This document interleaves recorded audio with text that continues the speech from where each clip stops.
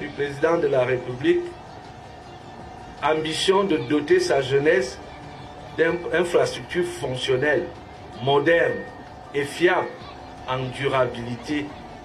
Et il pense qu'avec cela, l'environnement pédagogique au sein de ces écoles permettra aux brillants élèves camerounais, parce qu'ils ont fait preuve depuis des générations qu'ils étaient intelligents et brillants, cet environnement leur permettra d'être encore plus performants et plus brillants pour bâtir un pays prospère, avec des citoyens bien formés et des citoyens qui ont à cœur de développer leur nation.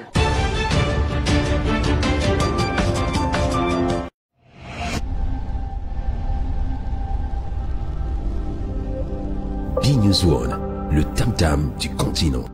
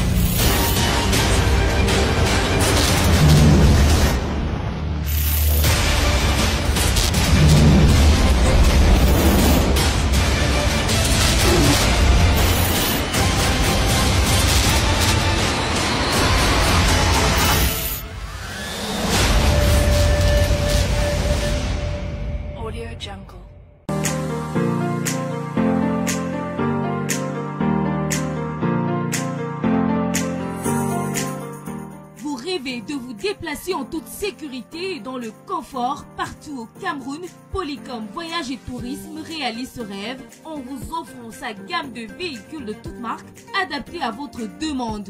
Berline, 4x4, bus, Yas. Équipés de GPS, des chauffeurs expérimentés, Polycom vous offre des prestations au meilleur rapport qualité-prix. Polycom Voyage et Tourisme est situé au quartier Vogada, face Mirador Hôtel. Réservez dès maintenant votre véhicule au plus 237 222 229 790. Depuis 2012, nous avons fait de la vulgarisation des politiques publiques nationales une priorité. Institutions publiques, collectivités territoriales décentralisées, entreprises privées, partenaires au développement et des milliers de citoyens clients se donnent rendez-vous chaque année pour échanger sur des sujets d'importance majeure, portant notamment sur l'amélioration des conditions de vie des populations. Du 18 au 24 juillet 2021 à Yaoundé, la 10e édition du Salon de l'action gouvernementale sera axée sur les enjeux de la stratégie nationale de développement 2020-2030 dans tous les secteurs. Au programme du SEGO 2021, expositions, conférences publiques et de nombreuses rencontres. Pour plus d'informations, contactez le cabinet événementiel Mon Communicateur au 677 88 63 22 ou sur www.sego.cm. Salon de l'action gouvernementale, la vitrine du Cameroun.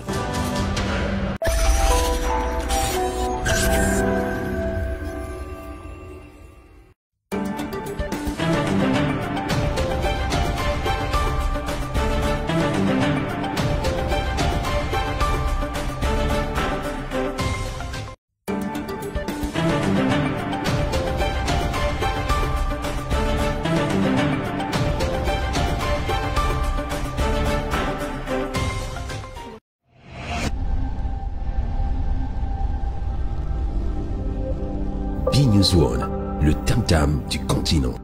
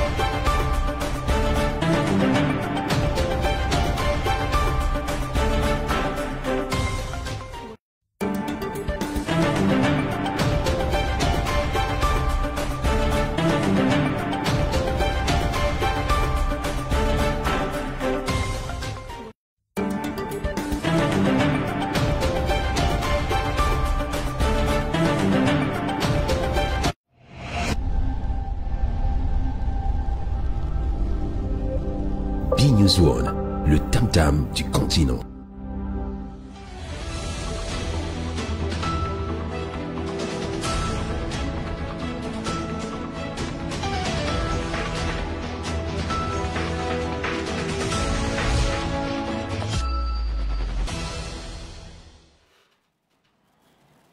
Mesdames, Messieurs, bonsoir et merci de nous retrouver sur Big News 1. C'est votre programme, le Obama Time qui démarre. Aujourd'hui, on parle du football et ce séisme qu'a connu depuis lundi dernier le football européen. Heureusement, tout est revenu dans l'ordre. La Super League, créée par les 12 plus grands clubs européens, menés par le président du Real de Madrid, Florentino Pérez, et donc n'a pas pu voir le jour à cause notamment des menaces qui sont venues de l'UEFA et de la FIFA. On essaie de comprendre aujourd'hui et ce soir pourquoi la Super League, qui était calquée sur l'image de la Super League de basket ou de la NBA, n'a pas fonctionné. Quelles sont les raisons fondamentales qui peuvent expliquer aujourd'hui la mort programmée donc de la Super League, même si le président du Real de Madrid, qui était en principe le président de cette ligue-là, de cette Super League, annonce qu'il va revoir les fondations et voir comment est-ce qu'il peut revenir avec ce projet. Ils seront quatre avec nous sur le plateau, mesdames et messieurs. Nous sommes déjà avec notre ami Maximo Tchaba, qui est journaliste sportif connu. Il a longuement travaillé pour la chaîne bleue de Sam et il va peut-être nous rejoindre, on ne sait pas encore. Maxime, bonjour et merci d'être avec nous. Oui, merci. Bonsoir Ernest et bonsoir également à tous ces millions de téléspectateurs de Big News. Alors, comment se porte, du moins, est-ce que vous suivez le championnat camerounais au moins? Bien sûr. Bon, pas trop, mais un peu, quand on a un peu de temps. Je sais que vous êtes en même temps le chargé de la communication de Rigobertson. Je vois que ces derniers temps, il y a quand même de nombreux contrats qui sont arrivés. Il y a MTN, il y a OneXBet. Ça veut dire qu'on fait un travail remarquable. Bon, chargé de communication, c'est un peu trop dire. Ouais. C'est trop dire. Non, Rigobertson, tout le monde le sait, c'est un grand frère. C'est la famille. Bon, il arrive peut-être de temps en temps que je lui donne peut-être un coup de main sur certaines affaires, mais à la base, ce n'est pas une affaire de patron et communicateur. Non, c'est un grand frère, c'est la famille. C'est une relation, voilà, purement familiale. Donc, j'entre chez lui, toutes ces pièces m'appartiennent. Chez moi, c'est pareil. Donc, c'est ainsi de suite. Donc, voilà. Merci d'être avec nous. On vous a appelé parce que vous êtes un expert, spécialiste des questions sportives. Vous êtes journaliste connu au Cameroun. Lui également, il est expert, spécialiste en droit international du sport. Bernard Basson, c'est un visage que vous connaissez déjà et il nous retrouve ce soir sur le plateau de Obama Time. Bonsoir, monsieur. Bonsoir, monsieur Obama. Bonsoir à tous ceux qui nous reçoivent. Merci de m'avoir invité. Comment vous allez?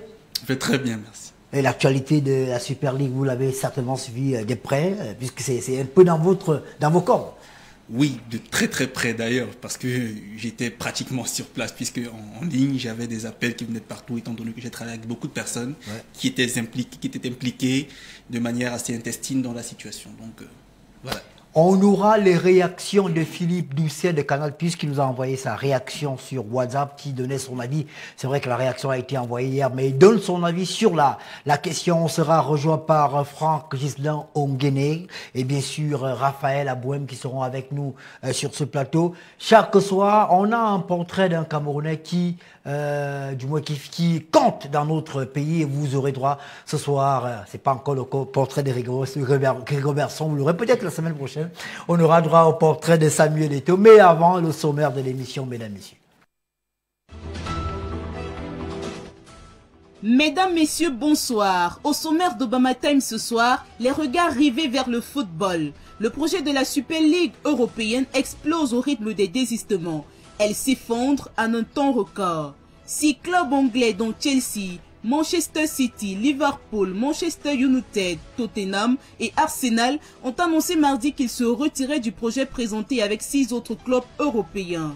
En concurrence frontale avec la Ligue des Champions, la Super League européenne, telle qu'annoncée dimanche dans le New York Times, perd par cette occasion près de la moitié de ses fondateurs, impuissants face aux menaces des instances de football et au tollé des supporters.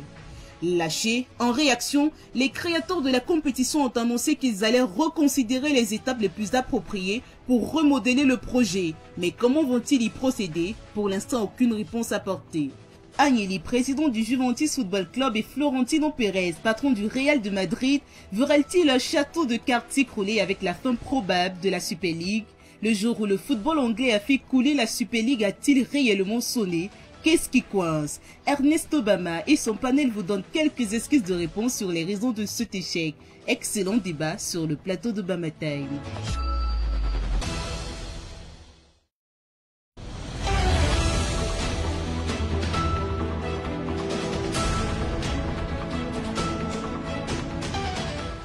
Nous sommes de tout cœur avec Franck Peck, Monsieur Sport de BNews 1, tout comme Elvis et Souma. Les deux sont en souffrance. C'est bizarre quand même, le service des sports est à l'infirmerie. C'est terrible. Allez, on fera le point. On va, pour permettre aux uns et aux autres qui nous écoutent ce soir, notamment on fait un clin d'œil à ceux qui nous suivent nombreux, qui sont nombreux à Douala et sur notre page Facebook. On va faire le point. C'est quoi la Super League? Qui a eu l'idée de créer ce projet et où est-ce qu'on en est à ce jour? Bon, voilà, la Super League, je veux dire, bon, de manière simple, hein, on va simplement dire que ce sont des sécessionnistes, voilà, qui sont dans un État et qui estiment qu'aujourd'hui ils sont assez riches, ils sont assez outillés, et ils ont assez de moyens, ils ont plus de pouvoir, ils se disent, bon voilà, il est peut-être temps aujourd'hui de se séparer d'un certain nombre de personnes et aller créer notre paradis, notre jardin d'Éden, où on aura nos propres lois et décider de ce qu'on pourra faire. Donc je pense que c'est ça qui est un peu la Super League aujourd'hui. Et on vous parle de 15 clubs, 12 d'abord en premier, qui sont déclarés, donc en premier le Real de Madrid, qui est un club qu'on ne présente plus, le club le plus luxueux, le plus riche au monde, dirigé par Florentino Pérez. Et là, vous avez derrière les clubs comme la Juventus, Manchester United et City, et voilà, qui depuis 3 ans ont commencé à murmurer. Mais il faut quand même dire qu'au bout de 3 ans, quand même aujourd'hui, parce que depuis 2018, qu'on a commencé à évoquer le problème Super League, mais un peu derrière les murs, parce que personne n'a jamais pris ça au sérieux. Mais aujourd'hui, quand il arrive, le projet, voilà, il atterrit sans véritable fondement, d'où ce brouhaha que vous avez départ la planète aujourd'hui. Alors, on a 12 clubs. En principe, la Super League, elle devait fonctionner comment? Chaque année, il y a 12 clubs qui se présentent comme des clubs fondateurs et qui devaient inviter 5 clubs pour la Super League qui devait se jouer donc en Europe. On a principalement le Real de Madrid, le FC Barcelone, l'Inter de Milan, je veux dire Barcelone en Espagne, Barcelone, Real de Madrid, Atlético de Madrid. En Angleterre, vous avez Liverpool, Arsenal, Tottenham, Manchester City et Manchester United. En Italie, vous avez Chelsea également, Inter de Milan, Milan AC et Juventus de Turin, dont 12 clubs qui devaient prendre part à cette compétition Super League, comme je le disais, qui est calqué sur le modèle de la Super League de basket européen. Et en Super League, on sait par exemple qu'en France, qu'il n'y a qu'un seul club qui prend part à la Super League, c'est l'Asvel, je crois bien, je ne me trompe pas, le club de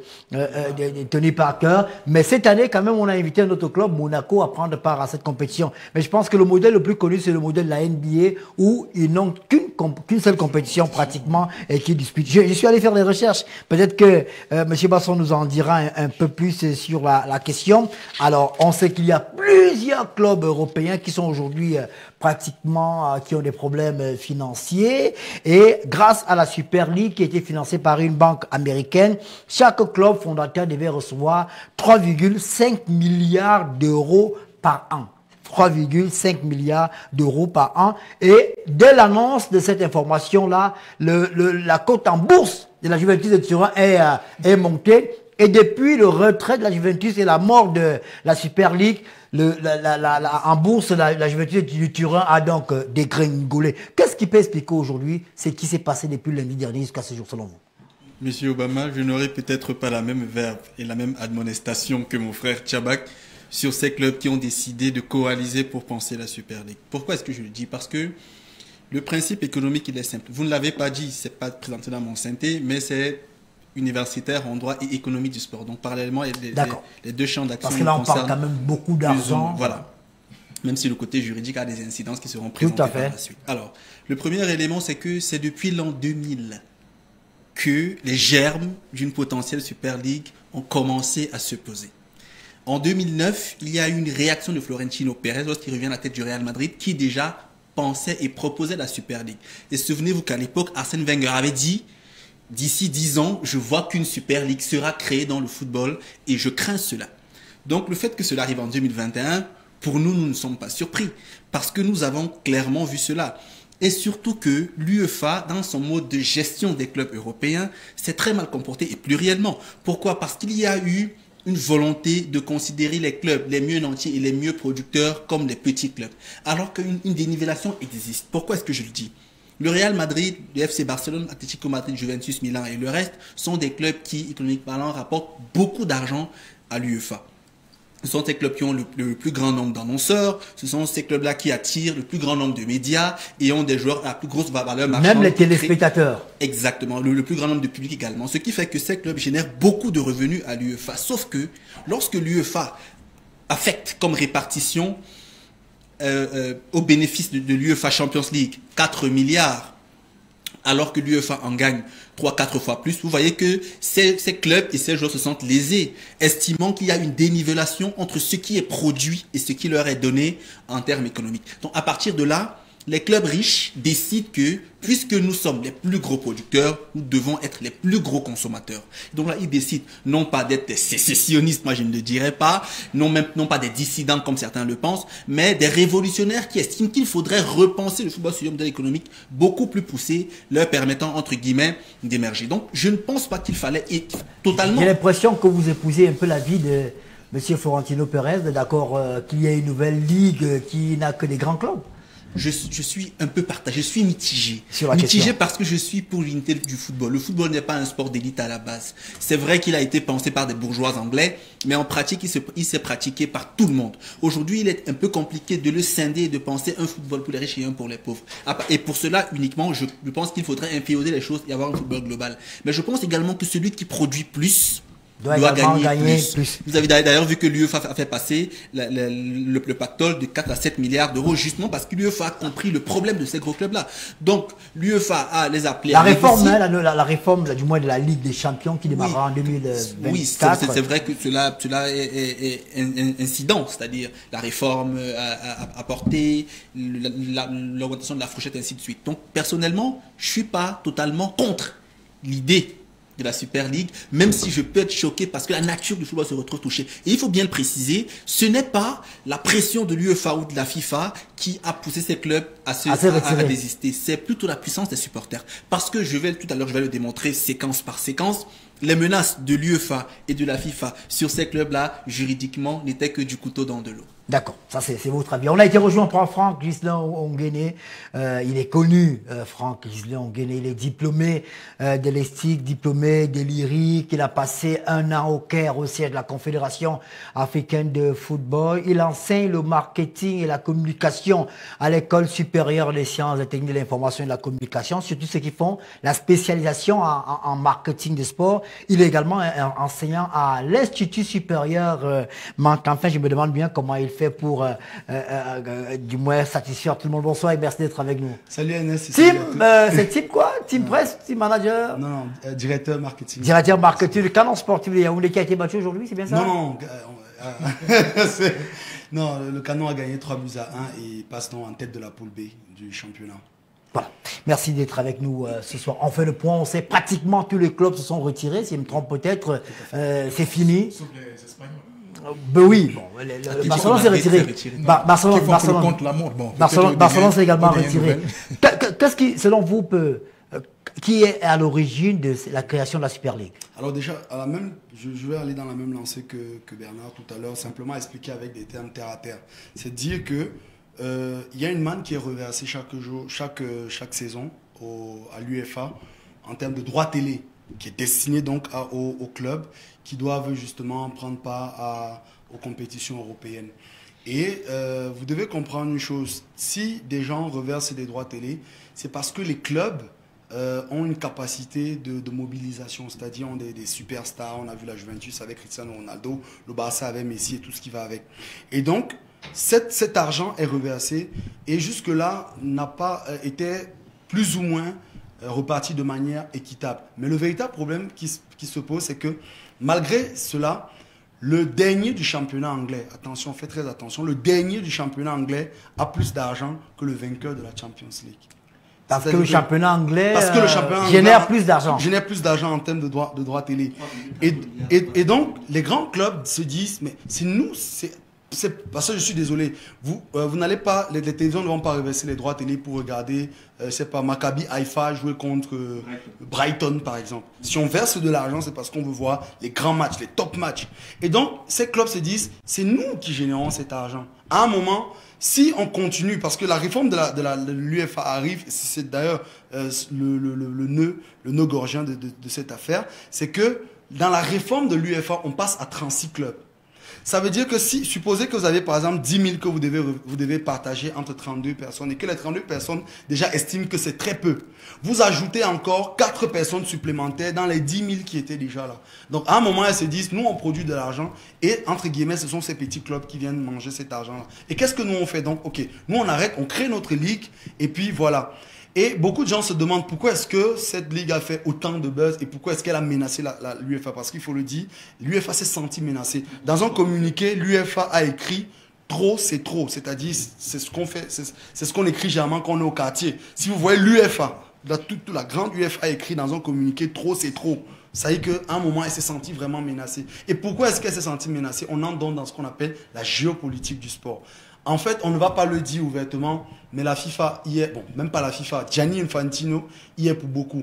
Vous savez que l'UEFA et la FIFA sont en combat perpétuel depuis un certain temps et que l'UEFA a pris carrément de l'ascendance sur la FIFA. Et donc, il fallait que la FIFA fasse brandir une menace à l'UEFA pour lui dire « Ne pense pas que tu es très puissante, nous on peut derrière, si on soutient... » Vous pensez qu'il y a la main de la FIFA derrière la Super League? Bien sûr, c'est de la géopolitique.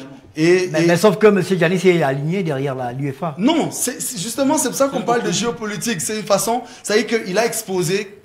Mais regardez le discours de Séphérine, il remercie Gianni Infantino de son implication, il remercie Nasser Al-Khelaifi, donc l'implication du Qatar, il remercie Jean-Michel Aulas, parce qu'en fait, l'UEFA, la FIFA, très rapidement, a montré à l'UEFA que tu n'es pas aussi puissante que tu le crois. Nous, on est capable de te faire tomber et fais attention parce que la Super League peut un jour ou un autre jaillir. D'ailleurs, comme le disait Bernard, ça date de très longtemps. Ça date du début des années 2000. Et donc, c'est un projet qui, même si pour cette fois-ci a été étouffé, c'est un projet qui tôt ou tard existera. Alors, il y a certains qui pensent que les 12, le club des 12 ne pense qu'au fric et ne pense pas au jeu maximum. Ce qu'il faut dire, c'est que les 12, en fait, au départ, ils sont 15. Parce que les 3 autres qui manquent à l'appel, c'est le Paris Saint-Germain, même si Nasser Al-Khelaifi, des nouvelles, a changé un peu de parole, changé de veste, le Bayern et Dortmund. Voilà les 15 clubs de la Super League. Mais à la fin, bon, le PSG... Avec 5 qui devaient être invités pour faire 20 Bon, les 5 autres devaient être invités. Bon, parmi les 5, je pense l'Olympique de Marseille aussi faisait partie des 5 invités pour la première édition. Mais tout de suite, l'Américain Makota a mis la proposition de côté. Bon, sauf que le Paris Saint-Germain ne se déclare pas à cause de l'histoire de la Ligue des Champions. Il y a la Ligue des Champions qu'on sait, bon, Paris est bien parti pour gagner la Ligue des Champions aujourd'hui, donc on se dit, ok, c'était une paire de manches. Hein. Bon, on se dit, ça peut arriver parce qu'il faut quand même dire que c'est un club qui se portait bien depuis quelques jours, même si c'est que tout le monde ne sera pas d'accord là-dessus. Mais en même temps, ça c'est un premier point qui empêche le Paris Saint-Germain de se dévoiler tout de suite. Maintenant, je ne serais pas d'accord avec mon frère Basson sur un point qui parle de reverser les droits et tout. La même chose, comme quelqu'un pose la question, quand les télévisions reversent les droits et que ces droits sont répartis après, ne me dites pas que Huddersfield aura les mêmes droits que Chelsea. Ça ne va jamais arriver. Par exemple, au niveau des redevances audiovisuelles, ça n'arrive pas. Voilà, vous êtes d'accord avec moi. Maintenant, il y a... Attention. Il y a un problème.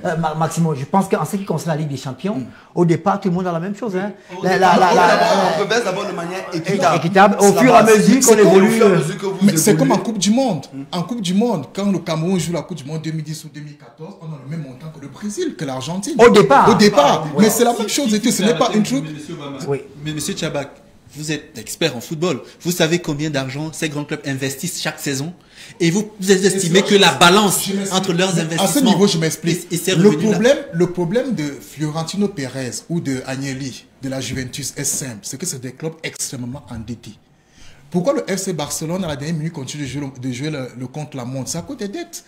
Le FC Barcelone a besoin d'argent. Et on vous dit, à la Super League, on gagne 350 millions par mois. Pour 3,5 milliards par an. Mais attendez, pour un club qui est surendetté comme le FC Barcelone, c'est une bonne affaire. Après Florentino Pérez, tout le monde sait qu'il a besoin d'argent pour acheter Mbappé pour la saison prochaine. Il n'y a pas d'argent. Comment faire pour faire venir Mbappé? Il faut trouver tous les moyens. Quitte à bannir la Ligue des Champions, à tout bannir au passage et créer la Super League qui va faire pleuvoir beaucoup d'argent. Franck, d'abord, M. Basson, il y a Florentino Pérez, il dit aujourd'hui, après l'échec, après le projet qui est suspendu, qui est en veilleuse, nous allons reconsidérer les étapes appropriées et remodeler le projet en gardant toujours à l'esprit d'offrir aux supporters la meilleure expérience possible. Il répond un peu à ceux qui pensent que ce n'est qu'une affaire de fric. Justement, moi je pense pertinemment que ce n'est pas qu'une affaire de fric, parce que tout cela est lié. Les supporters, la communauté de supporters autour d'une équipe s'attache, c'est vrai, il y a parfois des considérations sociales, ethniques, culturelles, mais surtout au beau spectacle. Un classico offre un des plus grands spectacles de football dans le monde. Et forcément, lorsque ces clubs décident de se mettre ensemble, c'est pour offrir aux spectateurs, sur une période assez consistante, que de beaux matchs. Qu'est-ce que vous voulez? Un Real Madrid, Maccabi Haïfa, c'est pas un Real Madrid, Chelsea ou un Real Madrid, Liverpool. On est clair. En termes d'audience, en termes... Presque chaque année en Champions League, dès les 8e de finale, il n'y a que de grosses affiches. Presque chaque année. Donc, comprenez que ces clubs sont dans un modèle économique clair. Avec la pandémie et la billetterie qui a pris un gros coup, c'est vrai, les droits télé ont quand même été maintenus. Ces clubs ont besoin d'un nouveau souffle. Le Real engage la construction de son stade. Forcément, il faut recouvrir les fonds. Donc, ne pensez pas que c'est les clubs qui ne pensent qu'au public. Après, le public rapporte, c'est vrai, aux clubs, mais les clubs doivent satisfaire leurs besoins. Il y a des clubs à payer, il y a une architecture à nourrir. Donc, moi, je pense que la Super League, comme tout à l'heure, je partage avec fondamentalement, même si aujourd'hui on peut dire que ça a raté, moi je pense que d'ici 4 ou 5 ans, il faut entendre parler de la Super League. Et je pense que là, c'est vrai quand même que les matchs ne s'équivalent pas. Je prends le cas de la Ligue européenne des champions. Ceux qui ont les droits, quand ils revendent les matchs, Real de Madrid, Paris Saint-Germain, ce n'est pas le même coup que Borussia Dortmund contre Lyon. C'est vraiment, voilà. C'est différent. C'est clair. Mais au-delà de ça, même peut-être avant de revenir sur le coup des matchs, pour terminer mon argumentaire tout à l'heure, parce que beaucoup de gens vont se dire mais pourquoi est-ce que j'incrimine la FIFA? Je vais remonter avec vous dans le temps pour il y a 1 ou 2 ans. La dernière fois que le mot Super League a été utilisé, c'était en Afrique et c'était par qui? Gianni Infantino.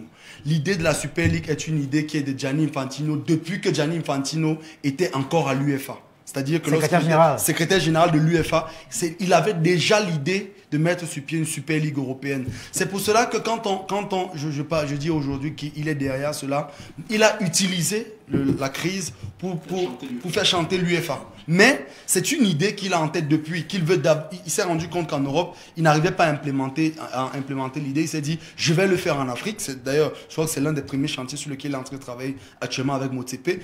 Il veut mettre sur pied une Super League africaine. Et c'est un projet qui veut étendre sur tous les continents. Il pousse même la réflexion à l'idée d'une Super League mondiale. D'ailleurs, quand on avait pensé la réforme de la Coupe du Monde et des clubs, c'était justement sur un modèle de Super League mondiale. Donc pour dire que la FIFA est l'alpha et l'oméga de ce projet. Et ils ont compris simplement, ils ont simplement agité l'arme géopolitique pour pouvoir mettre fin à cela. Mais pour revenir justement sur le coup des matchs, effectivement les matchs n'ont pas la même valeur. Qu'on le veuille ou qu'on ne le veuille pas, les matchs n'ont pas la même valeur. Et en période de crise, les matchs, autant pour moi, ils auront encore moins la même valeur dans la mesure où les gens ne viennent pas au stade. Et donc il faut pouvoir capitaliser sur les grandes affiches, il faut capitaliser sur les clubs mythiques, les clubs légendaires pour pouvoir atteindre les objectifs. Donc moi je pense que aujourd'hui c'est peut-être un pétard mouillé pour certains, mais attention, je pense que ce que Florentino Pérez a réussi, c'est un gros coup. D'abord, le buzz, ça a mis un peu de lumière sur ces grands clubs-là, mais surtout, la résultante étant que le budget est passé de 4 milliards à 7 milliards d'euros, ce qui est quand même énorme et qui permettra justement de comprendre que la revendication de ces clubs n'était pas forte. Est-ce qu'on peut comprendre aujourd'hui la réaction des footballeurs ou des anciens footballeurs? Gary Neville a été le premier à tirer sur Manchester United. On a vu les supporters de Liverpool qui n'étaient pas d'accord, les socios, les supporters des Blues. La réaction qui m'a le plus étonné, celle des Bolassier, je crois que c'est un footballeur congolais, si je ne me trompe pas, qui n'a pas été tant, qui a eu des mots assez forts contre les dirigeants de la Super League. Et également James Milner de Liverpool, qui est l'un des capitaines du club, qui a été très clair là-dessus, qui n'a pas mâché ses mots. Et en plus, je veux vous raconter, il y a eu une scène qui s'est déroulée hier devant le Stamford Bridge à Chelsea, dans un pays qui est envahi par la pandémie de Covid-19. On dit on ne veut pas des regroupements de plus de 50 personnes. Vous avez vu le monde qu'il y avait hier devant le Stamford Bridge? Il y avait plus de 300 personnes. 300 c'est peu, il y a beaucoup. 300 personnes. Peter Seth d'ailleurs qui a failli se faire lyncher. Il y en a deux doigts là, mais 300 personnes. Et la police était aux abords, la police n'a pas réagi. Pourquoi la police ne réagit pas alors qu'on sait que c'est interdit? Ce même public pouvait être dans le stade en train de supporter Chelsea, d'ailleurs qui a fait 0 but partout face à Huddersfield. Pourquoi? Parce qu'on vous fait comprendre que même les États, le projet de Super League, pourquoi il échoue? C'est pas parce que les clubs anglais, l'État anglais, les clubs anglais, c'est là qu'on attendait la création. Si ces clubs ne sont pas partants, parce que l'Angleterre c'est le berceau du football et tout. Alors si en Angleterre, on vous dit nous ne sommes pas d'accord, et regardez même la sortie. Johnson a justement fait une sortie. Et regardez un peu la sortie des clubs anglais. D'abord, le premier à sortir, c'était Arsenal, qui prend carrément un communiqué où on s'excuse en public. Elle dit excuse publique. J'ai su une interview également de John Henry, le propriétaire de Liverpool. Mais c'était comme un gamin qui s'excusait devant un papa, devant le public, pour dire en fait, c'est lui qui revient en disant que non, effectivement, on comprend que le football, on a beau être milliardaire, on a beau avoir tout ce qu'on veut, mais celui qui décide, ce sont ces fans-là. Et c'est là où Florentino Pérez et Agnelli ont échoué. Agnelli et son ami Pérez ont cru, d'ailleurs surtout Pérez, lui il est le président du club le plus puissant de la planète et il s'est pris pour le président du football mondial devant la FIFA au point de s'élever et prendre des décisions fortes. Mais monsieur, ça ne se passe pas comme ça. Mais il faut dire quand même qu'il est le président de l'association mondiale des clubs aussi, Florentino. Mais Agnelli est le président de l'association des clubs européens, d'ailleurs qui s'est précipité. Moi, je ne vais pas dire ça ici, mais ce matin, il a été traité de salopard par le journal Équipe en France. Il n'a rien compris. Lui, il s'est précipité à démissionner. Aujourd'hui, c'est lui le seul à se mordre des doigts. Parce que donc, vous comprenez les réactions de certains footballeurs. C'est quand même depuis 1955 la Ligue des Champions. Ici, même, ce n'était pas la même formule. C'était toute une histoire. Je voulais avoir votre avis sur le commentaire d'Agnelli. D'ailleurs, Alexander Seferin n'a pas été content. Agnelli lui a dit au téléphone qu'il n'est pas dedans. Il est parent de l'un des enfants d'Agnelli. Et puis, paf, il entend le lendemain qu'Agnelli est là. Il appelle au téléphone, il ne décroche plus le téléphone. Et Agnelli a déclaré que le football n'est plus une affaire ludique, c'est une industrie. Vous êtes d'accord avec lui? Ce qui n'est pas faux, D'abord lui. Tout à fait d'accord. Tout simplement parce que entre 1990 et 2021, si vous lisez mes écrits, vous allez voir que j'ai 4 articles intitulés par la même phrase. Le sport est considéré par la pléiade de personnes qui peuplent son écosystème comme un triple phénomène juridique, économique et social. Ça veut dire, en 30 ans, le sport a complètement muté, le sport dans son ensemble. On est passé d'un phénomène social qui rassemblait les gens pour lesquels il y avait plus de passion, vers un phénomène juridique, l'ordre juridique sportif, dans lequel je m'identifie fondamentalement, et enfin vers un modèle économique. C'est-à-dire le sport est un phénomène économique, parce qu'en 30 ans, on passe de prolétaire à bourgeois de façon incroyable. Samuel Eto'o, que vous connaissez pertinemment. Vous voyez ce que je veux dire? Donc, aujourd'hui, quand Agnelli le dit, c'est d'une pertinence inégalée parce que c'est clair qu'aujourd'hui, l'économie ne peut être déliée du football. C'est vrai qu'il ne faudrait pas occulter les valeurs essentielles du football, à savoir le peuple, le fan. Les valeurs originelles même du foot. Même si on dira originelles, mais ça reste des valeurs peut-être ponctuelles. Puisqu'à ce moment-là, le foot n'offrait aux gens l'occasion de se rencontrer. Aujourd'hui, on peut changer sa vie grâce au football. Donc on ne peut pas tout le temps s'arrêter à l'aspect social des choses. Le communisme, c'est l'occasion de dire, peut-être tout le monde le sait, a échoué pertinemment. Le capitalisme, jusqu'à aujourd'hui, c'est vrai, il a un modèle excessif qui est problématique, mais a quand même fait ses preuves et a réussi. Donc moi, je pense que Agnelli et Pérez sont dans leur droit. C'est vrai, on peut dire qu'ils ont extrapolé, on peut dire, parce qu'ils n'ont pas demandé à ce qu'il y ait une péréquation, ils veulent un vrai capitalisme, entre guillemets, sauvage, dans lequel production et consommation se mêlent de manière équitable.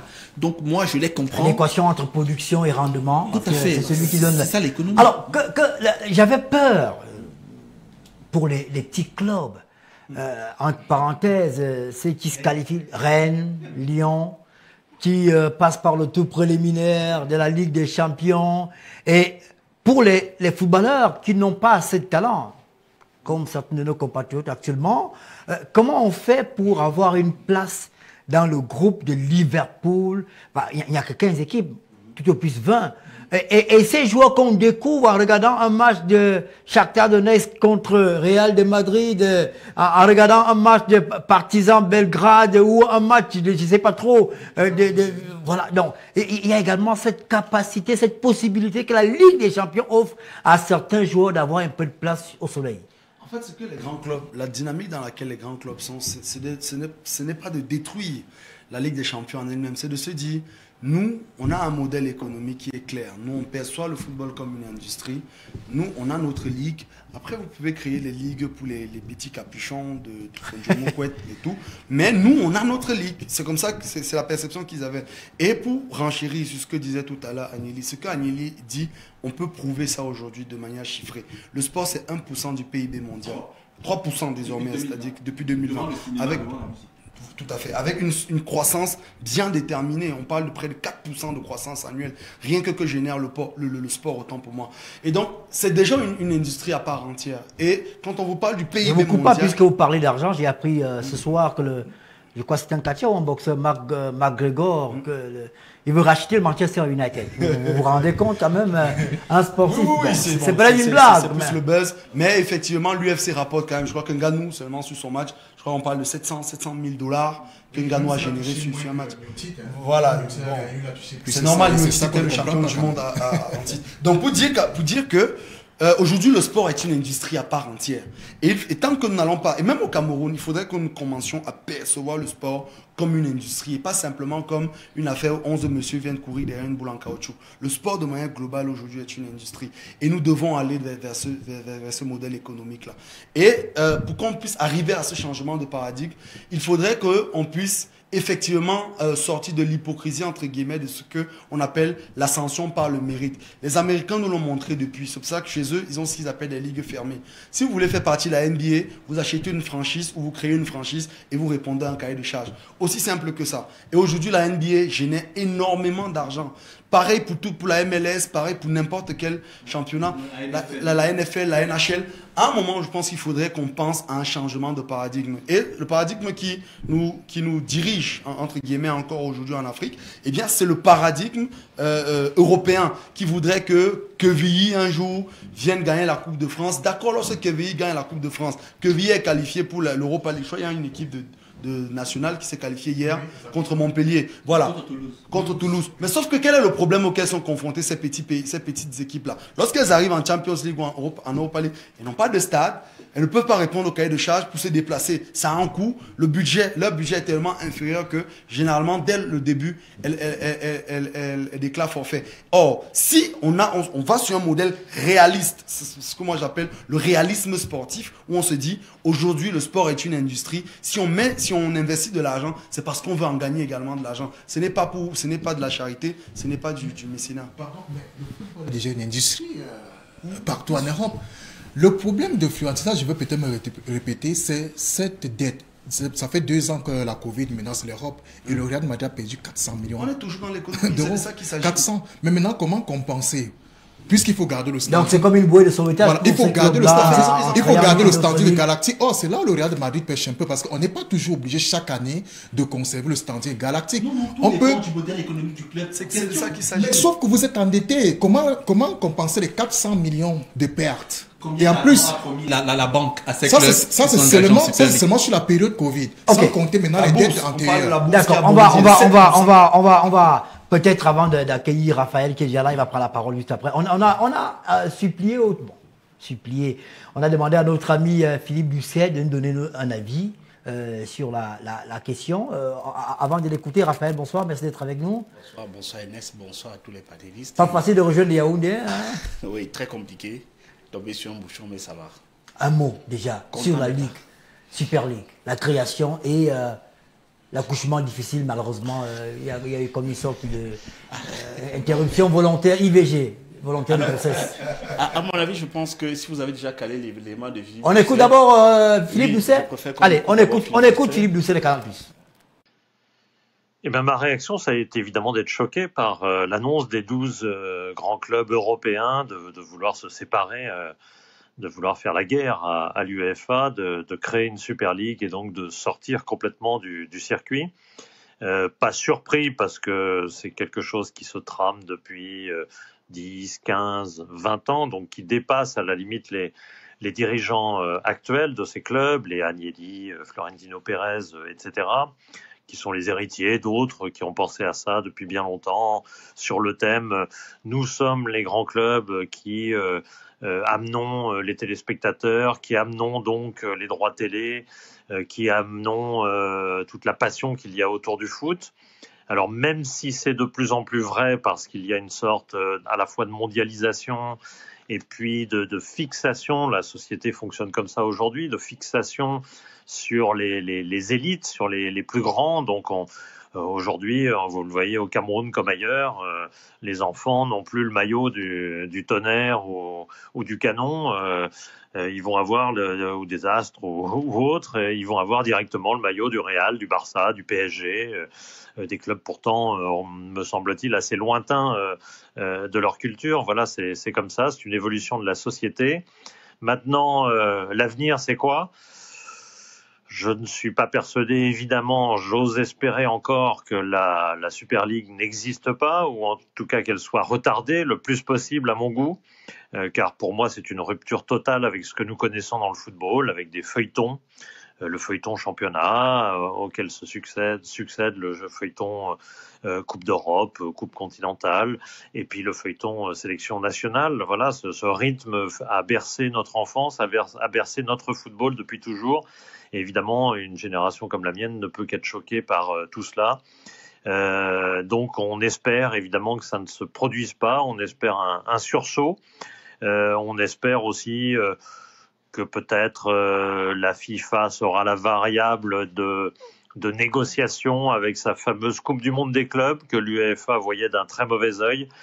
Il n'est pas impossible que la FIFA soit un petit peu mêlée à ce qui se passe aujourd'hui et que finalement le but suprême soit qu'il y ait cette fameuse Coupe du Monde des clubs, qu'elle soit beaucoup plus fréquente que ne l'espérait l'UEFA, qu'on porte beaucoup plus de clubs européens qu'elle ne le souhaitait et rapporte beaucoup d'argent à ces clubs puisque c'est l'objectif évidemment majeur pour eux.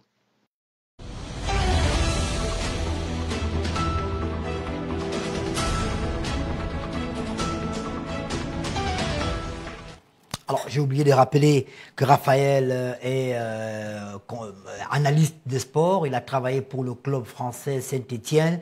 Donc, il maîtrise bien l'économie du sport et il est actuellement directeur commercial Afrique de l'entreprise Negri qui est dans le secteur portuaire. C'est bien ça, je ne me trompe pas, Raphaël. Vous avez écouté Philippe Doucet. Vous êtes d'accord avec lui? Oui, en majorité, je suis d'accord avec lui sur l'ensemble de ses propos, mais je vais juste ajouter quelques observations. Je pense qu'on va juste constater que le monde du football européen, les gens sont devenus fous. Les gens sont devenus fous parce que, vous savez, à un moment donné, quand on a l'argent, quand on a déjà beaucoup d'argent, on cherche le pouvoir. Et là, vous avez un groupe de dirigeants qui, à titre personnel, ont beaucoup d'argent. Parce que ce qu'il faut savoir, faire le distinguo entre la fortune du club et la fortune personnelle. Et la fortune personnelle de ceux qui dirigent ces clubs. Si on prend le cas du Real Madrid, pour ceux qui connaissent Florentino Pérez, il est issu d'une très grande famille, l'une des plus grandes familles d'Espagne, qui sont des banquiers. Donc c'est un monsieur qui est extrêmement fortuné. Et je crois qu'à un moment donné, il a tout gagné avec le Real. Il n'a plus rien à prouver en tant que dirigeant du Real Madrid.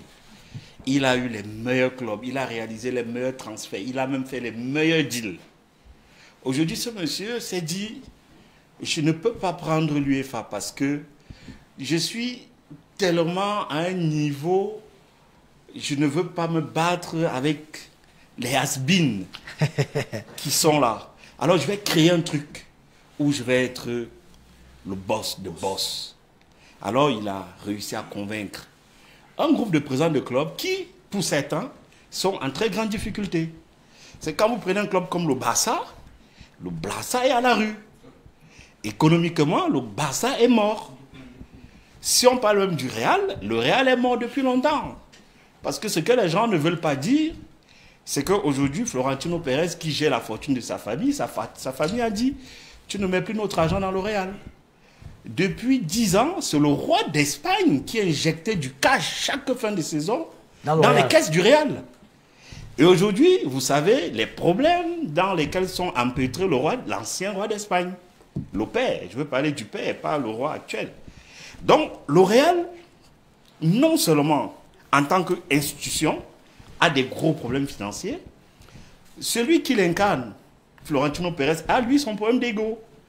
Il voulait avoir sa Super League et il a convaincu des gens qui l'ont suivi bêtement. Pourquoi je dis bêtement? Parce que ils ont sous-estimé la capacité des supporters à faire échouer leur plan. Parce que ce qu'il faut dire aujourd'hui, c'est que c'est les supporters anglais, les supporters des clubs anglais qui ont dit « Nous ne voulons pas de cette ligue pour une raison sociale. Nous, on a envie d'avoir un championnat, un football où tous les week-ends, on peut se retrouver à Chang, on peut se retrouver à Mbouda, on peut se retrouver à Bétois. Ça nous permet de découvrir le pays, ça nous permet de faire des rencontres, ça nous permet de distraire nos enfants, ça nous permet de faire connaître notre pays à nos enfants. Parce que c'est cette dimension que les gens ne prennent pas en compte au Cameroun.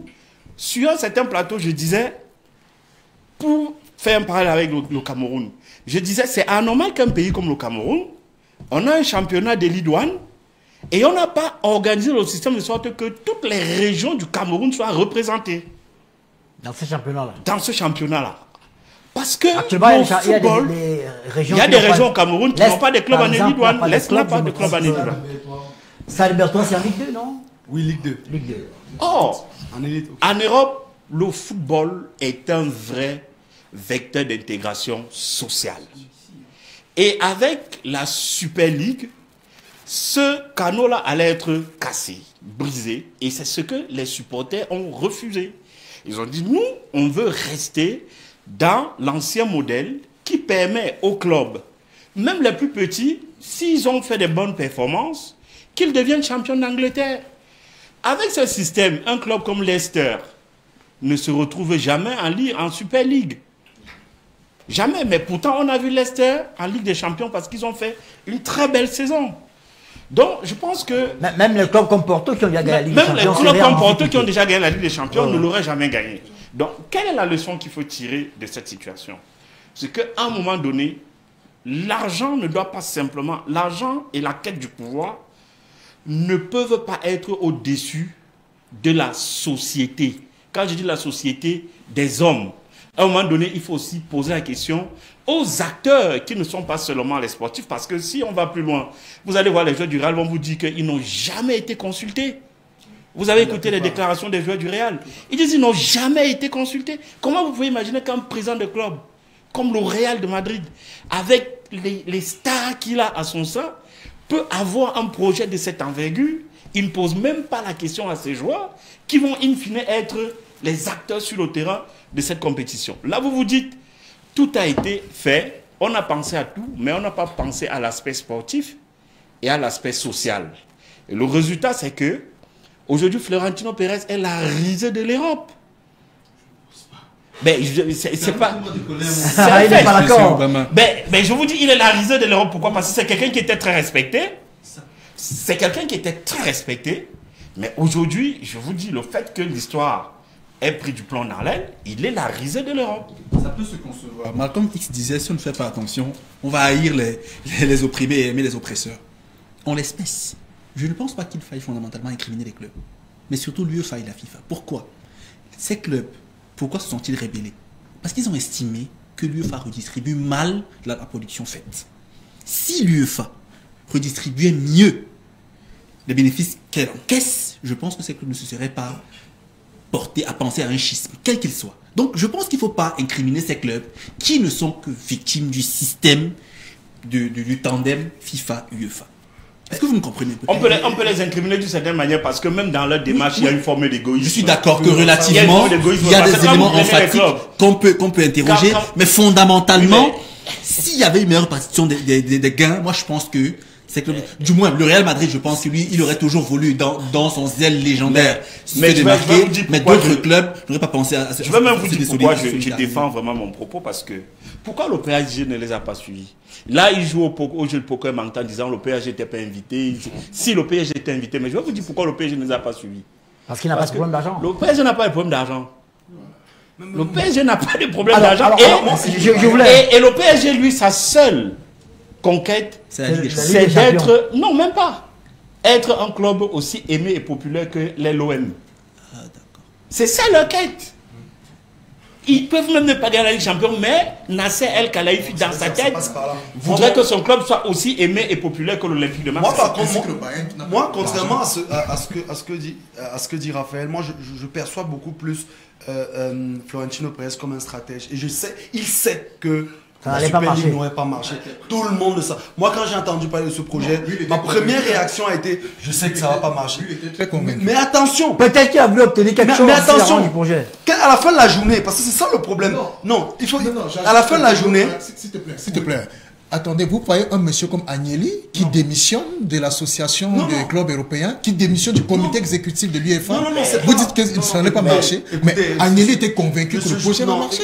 Écoutez, moi ce que je veux dire, par là dire, c'est qu'il savait que ça n'allait pas marcher. Par contre, quel était l'objectif à atteindre à la fin de la journée? Cet objectif a été doublement atteint. Petit 1, les recettes le budget va accroître. Petit 2, le projet de réforme que beaucoup de dirigeants au niveau de l'UEFA voulaient implémenter dès cette saison ou même dès la saison prochaine a été repoussé en 2024. Ça veut dire qu'à un certain moment, l'objectif a été atteint. Oui, on pourrait penser que c'est la risée, mais attention, même s'il est la risée, il aura permis à des clubs européens de pouvoir gagner beaucoup de sous uniquement sur cette saison. Ce qui fait en sorte que, moi je pense que c'était beaucoup plus stratégique parce que à partir du moment où on n'avait pas le soutien de la FIFA, c'est clair que, bon, officiellement le soutien de la FIFA, parce que pour moi je continue à penser que la FIFA a son mot dedans, mais si vous n'avez pas officiellement le soutien de la FIFA, ce sera difficile. Je suis d'accord avec vous. Vous savez, pour arriver au niveau où est M. Florentino Pérez, c'est que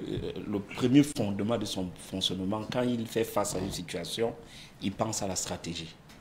Le jour où vous discutez avec Olas, il va vous dire toute ma réussite est basée sur la stratégie. Oui, logiquement, c'est les stratèges. Vous avez raison sur le point où il s'est dit, je vais faire ça, je vais essayer de faire un passage en force. Si mon projet à titre personnel ne réussit pas, derrière, je vais obliger l'UEFA et la FIFA à s'aligner. S'aligner d'abord, attention. C'est un coup fort. Ça, oui, ça, la première fois, depuis quand même une bonne dizaine d'années, que l'UEFA et la FIFA mais la réalité, c'est qu'il voulait faire un coup double. Oui, ça. Mais sur les deux, il a eu un.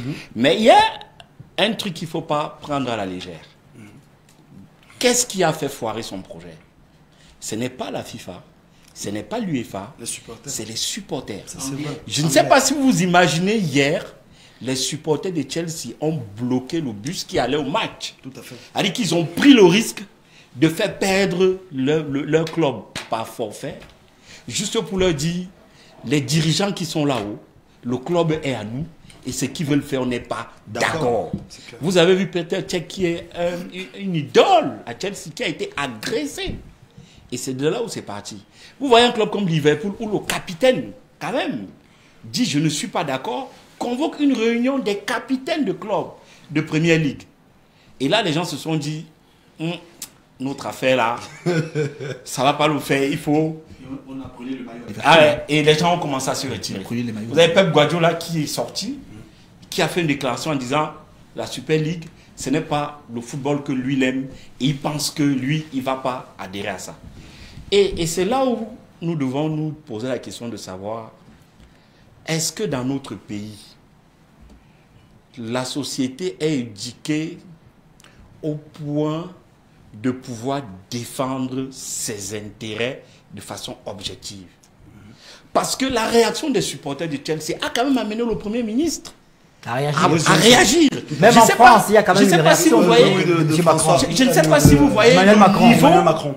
Je ne sais pas si vous voyez un peu comment le bas peuple peut amener les hauts dirigeants d'un pays à sortir du bois et prendre une décision. Monsieur, vous ne voyez pas ça comme ça. Bon, peut-être parce que vous n'êtes pas fondamentalement juriste. Au Cameroun, la loi de 2018, par contre, prévoit que le sport rentre dans le service public. Donc le sport fait partie des éléments fondamentaux de l'État. Et même, nous sommes iriciens, lui et moi, le sport est un facteur diplomatique aujourd'hui de premier ordre. D'accord. Ça, c'est un débat qu'on fait. Vous savez, sur un autre plateau télé, j'ai dit, je vais revenir là-dessus, je vais dire, les autorités ont toujours utilisé le sport, si on parle du Cameroun, comme le meilleur ambassadeur de ce pays. Et le sport l'a été. Okay. Et on va dire aujourd'hui, le président de la République, avec les infrastructures qu'il a données, on va dire qu'il est reconnaissant de tout le bien que le sport a fait à l'État du Cameroun. Mais je pense qu'il faut aller plus loin que ça. Quand il y a des problèmes, regardez le cas de la FECAFOOT. Regardez le cas de la FECAFOOT. Et il y a quoi le problème là-bas? Moi j'ai dit, regardez ce qui s'est passé. Non, je vais dire que oui, mais moi je parle du passé. Ah, le passé. Je parle du passé. Moi j'ai toujours décrit le fait que, bon, il y a toujours, les gens s'impliquent, mais dans le noir.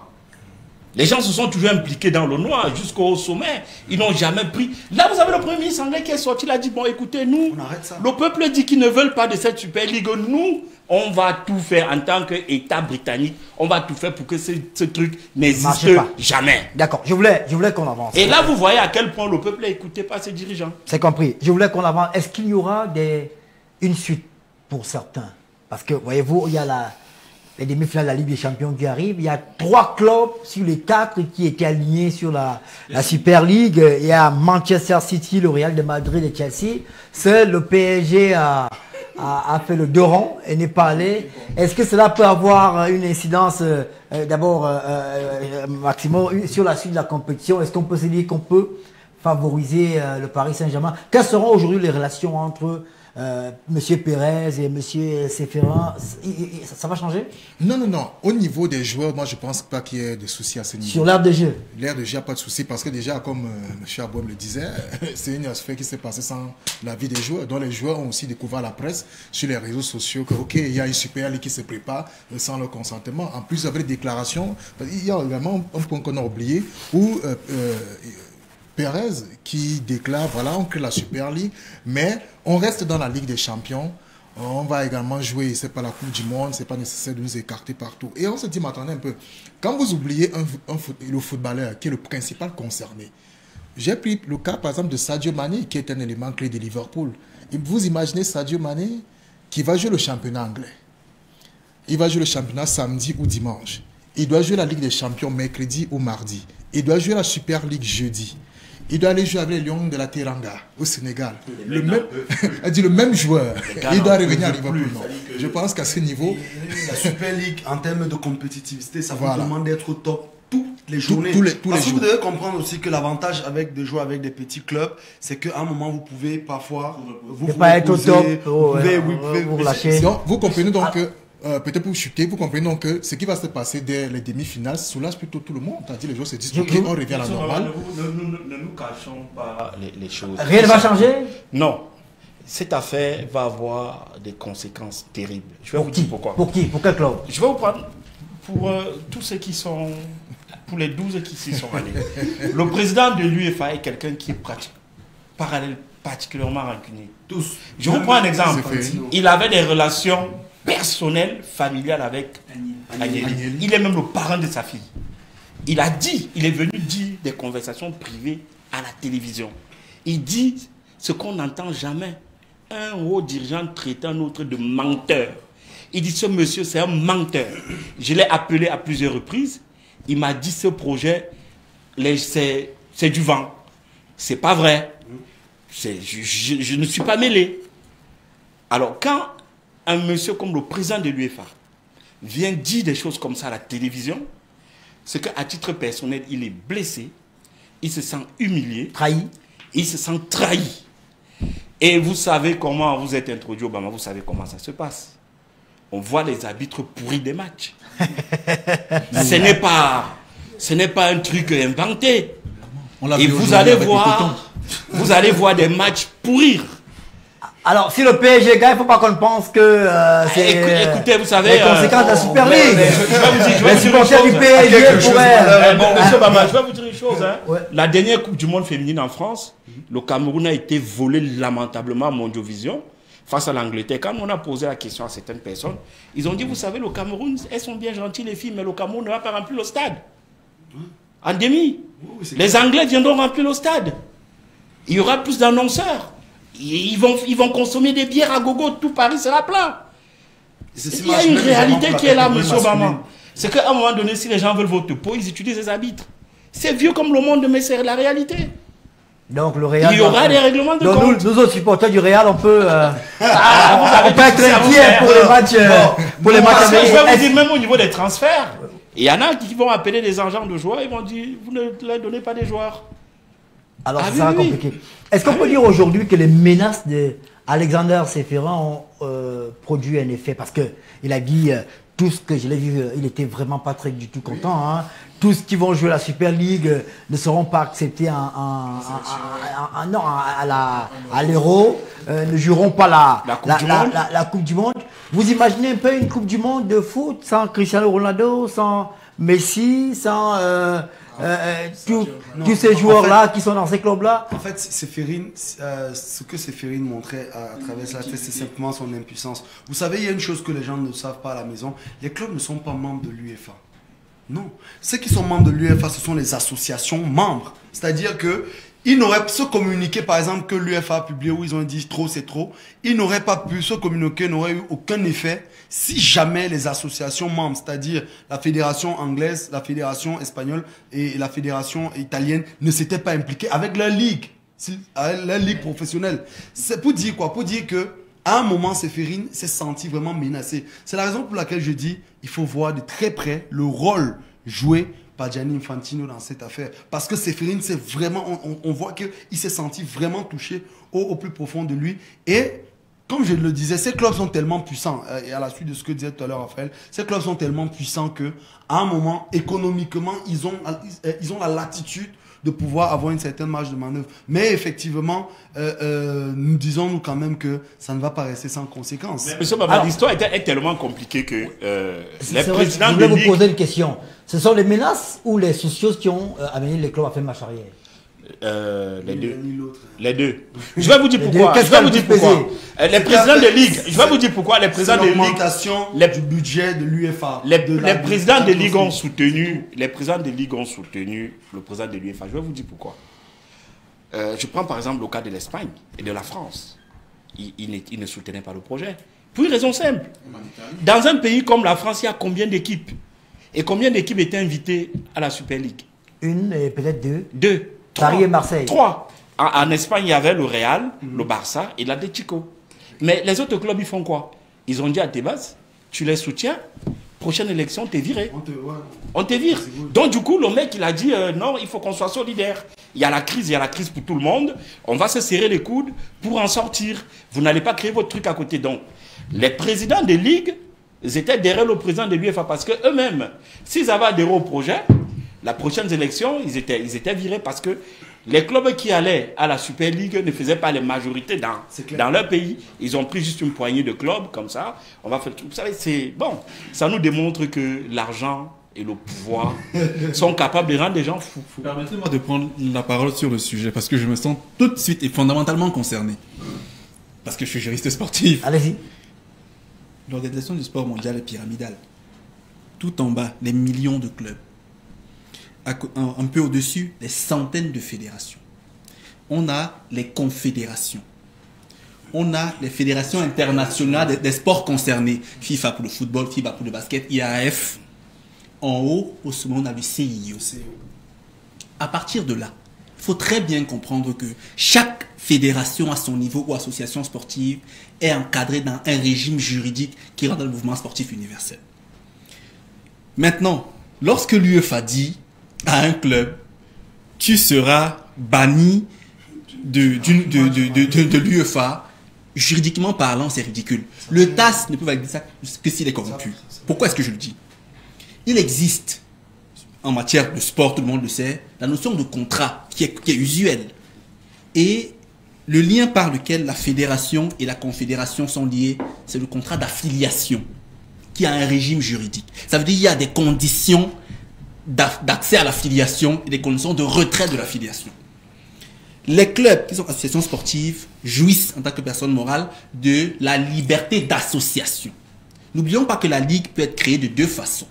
Soit la fédération choisit de son pouvoir personnel de créer une ligue et demander aux clubs d'y adhérer, soit les clubs eux-mêmes se réunissent, définissent des statuts, un règlement intérieur, un code électoral et créent donc une ligue.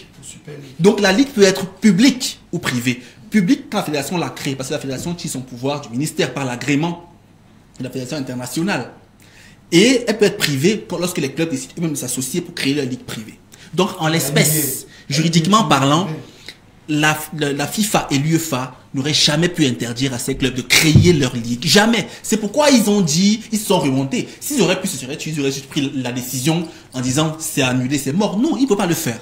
Concernant les joueurs qui auraient été retirés des sélections, moi je l'ai dit dans un forum parce que je suis formateur en droit du sport.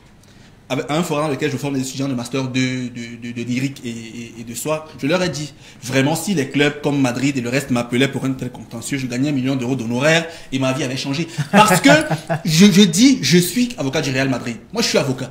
Et on me dit, on veut me suspendre, on veut suspendre mes joueurs de la Coupe du Monde. Ou alors Sadio Mané m'appelle, je n'irai pas au mondial parce que mon club a fait ci. Je dis, mais Mané, tu es lié à ton club par un contrat de travail. Si ton club s'affilie à une ligue, en tant qu'employé de ton club, tu suis ton employeur. Parce que ce que l'employeur fait n'est pas illégal. Et donc, pourquoi est-ce qu'on te retire d'un mondial alors que tu n'as fait que suivre ton employeur? À partir de là, ça ne prospère pas. Donc, juridiquement parlant, là, il n'y avait pas moyen d'interdire à ces clubs de créer leur ligue ou d'interdire à ces joueurs d'aller. Maintenant, il y aurait pu avoir des mesures contraignantes ou coercitives qu'il aurait pu prendre. On peut peut-être suspendre un financement ou retirer les arbitres, à une fédération. Comme les arbitres, voilà. C'est-à-dire, retirer, puisque les arbitres appartiennent à la FIFA. Ouais. Tout à fait. Les arbitres appartiennent à la FIFA. À moins qu'il y ait des arbitres de la Super League, hein, en même temps. Non. L'arbitrage, ça veut dire que s'il faut aller dans votre sens, donc ça veut dire que dès demain ou la semaine prochaine, ok, monsieur Bama, Real DC, Canon de Yaoundé, Tonnerre, Dynamo, peuvent créer une ligue fermée. On dit bon, on va créer une Super Ligue au Cameroun et monsieur Djoya n'aura rien à dire là-dessus. Non, c'est pour ça qu'on dit il y a des méthodes comme l'arbitrage. Alors, monsieur Djoya peut expliquer des moyens on peut créer une Super Ligue au Cameroun. On peut créer une Super Ligue au Cameroun. Il a fait qu'à foutre. Permettez à Raphaël de dire un mot là-dessus.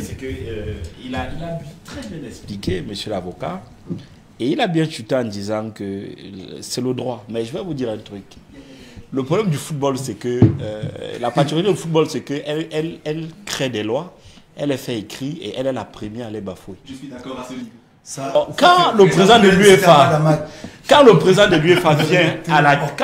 l'UEFA vient à la télé, dit ceux qui iront, on va leur interdire de faire ci, de faire ça. Ils savent que c'est pas juridiquement, c'est pas tenable, mais ils savent comment ils se tiennent.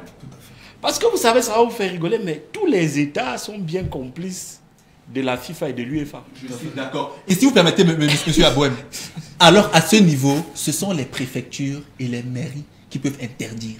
Mais bien sûr, parce que ils ont les moyens sur un territoire. Et donc, le maire ou le préfet, selon le pays dans lequel on se trouve, peut dire je ne veux pas qu'il y ait telle compète sur mon territoire. Et puis donc là, je suis d'accord à ce niveau. Mais je parlais au niveau de l'UEFA et de la FIFA. Souvenez-vous de la France, la Coupe du Monde en Afrique du Sud. Le fiasco de Nesna. Quand ils reviennent, le président Sarkozy appelle le président Lafayette, il dit bon, toi tu dégages. Le gars est venu à la télévision, hein, il est venu annoncer sa démission. Pourtant, juridiquement, il n'est pas lié au président. Il n'est pas lié au président. Mais pour dire que c'est ça qui fait la complexité du football, parce que la politique est étroitement liée à ce sport. Et vous ne pouvez pas vous lever contre la volonté de l'État, parce que vous avez vu que l'Union européenne même s'est positionnée en disant cette compétition ne va pas exister. Et c'est là où je vous rejoins, parce que qu'est-ce qu'ils allaient faire? Ils allaient simplement leur dire vous n'allez pas jouer dans nos stades. C'est clair. Étant donné que nos peuples, nos supporters n'en veulent pas, vous n'allez pas jouer chez nous. Si vous dites que vous allez jouer aux États-Unis, ils vont appeler les Américains, ils vont dire voilà, ces gens, ils veulent nous emmerder. Nos rapports bilatéraux font que nous, on vous demande de ne pas leur donner les autorisations. Et l'histoire est réglée. Sinon, on ne vous livre pas peut-être à canne à sucre. Mon angle était la FIFA et l'UEFA n'auraient pas pu sanctionner ni les clubs ni les joueurs au sens du droit. À part si le TAS était corrompu. Parce que le TAS, Je vous rappelle, c'est une juridiction. Hein. Alors, donc, les juges là-bas peuvent être corrompus. Autre question. Tout à l'heure, Franck prenait un exemple parce que j'ai vu il n'y a pas longtemps l'interview de Jürgen Klopp qui disait que les gens ne pensent qu'au fric, à l'argent, mais pas aux joueurs. Au jeu. D'abord aux joueurs, parce que les joueurs sont surutilisés. Et on voit aujourd'hui la Coupe du monde de football a perdu en qualité parce que les joueurs arrivent complètement essorés. Est-ce qu'un trop plein de compétition n'est pas un problème pour le foot lui-même? C'est un gros problème. D'ailleurs, c'est pour cela que Ahmad, je crois que je crois que c'est l'une des rares bonnes actions qu'il a eu à commettre. C'est de nous ramener. À votre avis, bien sûr. C'est mon avis. C'est de nous ramener la CAN en janvier. Parce qu'à un moment, on s'est rendu compte que la CAN en Égypte était tellement terne, fade et sans saveur que les joueurs étaient émoussés, ils étaient fatigués, et puis encore, on jouait dans des températures incroyables. Et donc, on s'est dit, ils se sont dit, on revient en janvier. Oui, il y a certains joueurs qui lorsqu'ils ne sont pas compétitifs, vont perdre peut-être des places dans leur club où ils évoluent. Mais on a la chance d'avoir un beau spectacle. C'est l'une des raisons pour lesquelles la CAN est rapidement passée 3e compétition de football dans le monde après la Coupe du Monde et l'Euro. Parce que justement, on avait cette capacité-là d'avoir des joueurs au top de leur forme lorsqu'ils participaient. Et donc moi, je me dis, effectivement, le trop plein de compétition, et d'ailleurs, je pense que Gianni Infantino, ce qu'il ne nous dit pas, c'est qu'effectivement, il nous réserve une super ligue qui va appeler Coupe du Monde des clubs. Et ça, voilà encore une autre compétition qui va davantage essorer les joueurs. Parce que c'est une compétition qui va se jouer généralement au même moment que soit la Copa América, soit la Coupe du Monde, soit les Jeux Olympiques. Et donc, ce soit l'Euro, ça rend encore les choses très compliquées. Et moi, je me dis effectivement, il faudrait qu'on réfléchisse à comment est-ce qu'on puisse atténuer cette surutilisation des athlètes. Raphaël? Moi, je voulais dire que je connais au moins 4 joueurs de Première Ligue qui aujourd'hui sont au bord de la rupture. Ouais. Physiquement. Les mecs qui te disent à la fin de la saison, on est rincé. Oui. Moi, je connais un qui me disait, quand il rentre chez lui le soir, il est pris de tremblement des jambes. Parce qu'on leur donne même les cachets. Parfois, les mecs, ils ne savent pas trop ce qu'on leur donne. Il y a des choses même dans le football qu'on ne veut pas parler. On ne dit pas. Mais Tony Kroos, il a dit la saison dernière que nous sommes, je cite, les marionnettes de l'UEFA. On se soucie peu de nous, mais plus du fric, il a dit. Les gars sont fatigués à la fin de la saison, ils n'en peuvent plus. On se retrouve en vacances avec des gars qui ne profitent même pas des vacances parce que physiquement, ils sont rincés. Mais parfois même psychologiquement. Et eux, à chaque fois qu'on leur dit on va créer une compétition supplémentaire, pour ceux qui sont dans les grands clubs, mais c'est un cauchemar. Parce que les mecs disent, mais on va trouver le temps de récupération où pour faire face à cette compétition qu'ils veulent créer. C'est très compliqué. On ne peut pas simplement penser à l'argent, oublier la santé physique de l'être humain. Ce n'est pas des machines, ces mecs qui jouent au football. Mais bizarrement, quand Mbappé s'emploie en France, on estime qu'il se prend la tête parce qu'il devient la star, le génie français. Et voilà pourquoi aussi j'aime beaucoup le mec Kevin De Bruyne de City. Lui, quand ça ne va pas, il ne joue pas. Quand il arrive, sans les gens ne veulent dire coach, moi je ne joue pas. On sanctionne, on coupe, il s'en fout. Non, il faut jouer quand on est prêt, sinon ça me donne absolument.